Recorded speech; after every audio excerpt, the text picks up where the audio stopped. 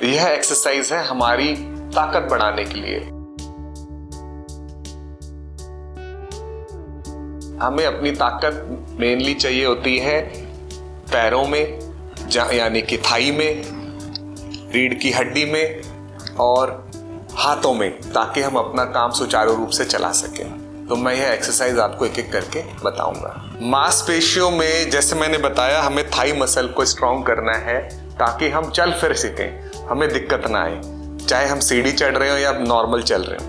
तो इसको मजबूत करने के लिए हमें सीधा खड़ा होना है, ऐसे 10 बार करना है, नीचे बैठे खड़े हुए। अब मान लो हम खड़े नहीं हो पा रहे हैं क्योंकि हमारे में ताकत नहीं है, तो हम इसका सहारा भी ले सकते हैं। 1 2 ऐसे करके 10 बार करना है। 10 बार करने के बाद हमें आधा मिनट रेस्ट लेना है, या जितना हम रेस्ट लेना चाहें, फिर करना है 10 बार। जब हम इसको ऐसा करते हुए हमें कई दिन हो जाए, तो फिर हमें कोशिश करनी कि हम बिना हाथ लगाए खड़े हो सके। ये एक्सरसाइज हमें रोजाना करनी है। 3 सेट लगाने हैं 10-10 के, और हर सेट के बीच में आधे मिनट का रेस्ट दें, तो इसके बेस्ट रिजल्ट हमें मिल सकते हैं। यदि हमारे अंदर काफी ताकत है पहले से ही, तो हम ये भी कर सकते हैं कि जमीन पे बैठ जाएं।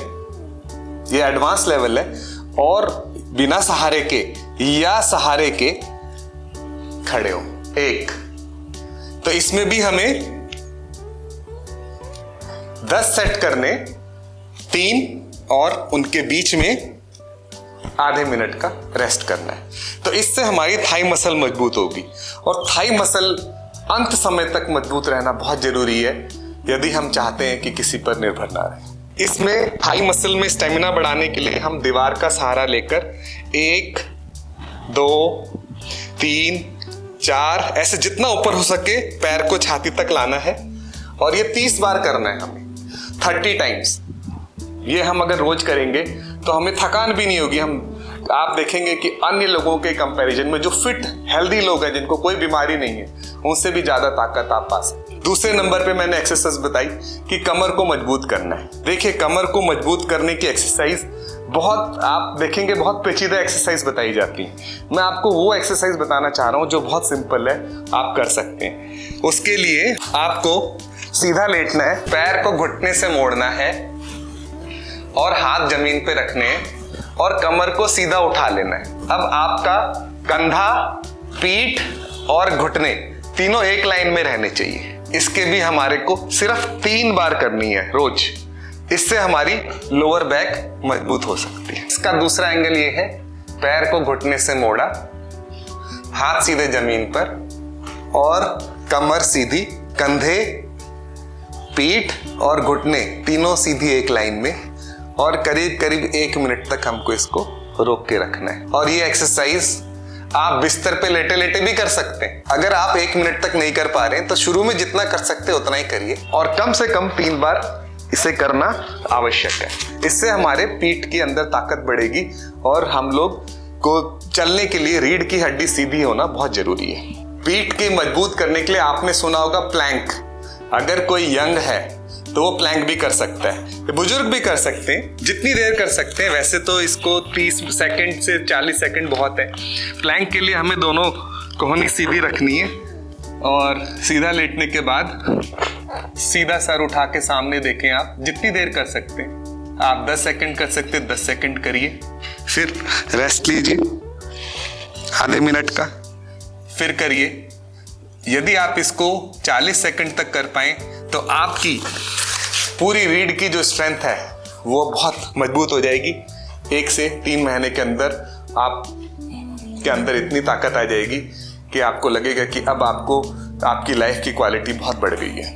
तीसरे नंबर पे स्ट्रेंथ चाहिए होती है हमारे को हाथों पर। हाथों के लिए एक्सरसाइज करने के लिए पुशअप्स करना। आपको पता ही है, हमारे घर में पुशअप्स बताए जाते थे। ये हाथ रख के, यदि ये पुशअप करने में हमें दिक्कत है तो आप वॉल पुशअप कर लीजिए। वॉल पुशअप में आप अपना चेस्ट आगे तक लाएं और उसको धक्का दिया, ऐसे 10-10 बार करिए। तो किडनी रोगों के लिए वॉल पुशअप की एक्सरसाइज बहुत फायदेमंद है। और सबसे इम्पॉर्टेंट एक्सरसाइज जो मैं आपको बताने जा रहा हूँ, यह बहुत ज़रूरी है। इससे हमारी पूरी बॉडी का बैलेंस भी बढ़ता है, स्ट्रेंथ भी आती है, लचीलापन भी आता है। ये सबको कवर करती है एक्सरसाइज। ये स्क्वैटिंग कहते हैं। स्क्वैटिंग के कई वेरिएशन आपको मिलेंगे, पर ये सबसे आसान है। जैसे आप नीचे तक गए, ऊपर आए। आप नीचे नहीं जा पा रहे तो इधर तक भी जा सकते हैं। तो इसमें ध्यान ये रखना है कि रीढ़ की हड्डी सीधी रहनी है, आगे की तरफ नहीं जाना है, सीधा जैसे चेयर पे बैठ रहे। ऐसे 10-10 के सेट 3 मारने। मेरी ये सलाह है, शुरू में आप इसको 2-3 ही से शुरू करें, धीरे धीरे 5-10 पे जाएं। 3 सेट मारने में कम से कम 1 महीना तो लें, नहीं तो आपके इनमें दर्द भी हो सकता है। और जब भी एक्सरसाइज करते समय आपकी मांसपेशियों में अगर दर्द हो जाता है तो आपको उस वक्त वो एक्सरसाइज कुछ दिनों के लिए रोक देनी चाहिए। पुशअप्स अकेले काफ़ी हैं अगर हम वॉल पुशअप करते हैं, पर हम अगर डंबल है हमारे पास, ज़्यादा भारी नहीं, 2 किलो के डंबल से इसको ऐसे लाए, ये कोहनी हमने सीधी रखी, यहाँ से हाथ ऊपर ले गए और फिर नीचे ले आए। अगर हम इससे करते हैं तो इससे भी हमारे कंधों में बहुत शक्ति आती है और स्ट्रेंथ बढ़ती है। तो ये सब स्ट्रेंथ की एक्सरसाइज इसलिए जरूरी है क्योंकि स्ट्रेंथ साल भर साल सबकी नीचे गिरती ही है।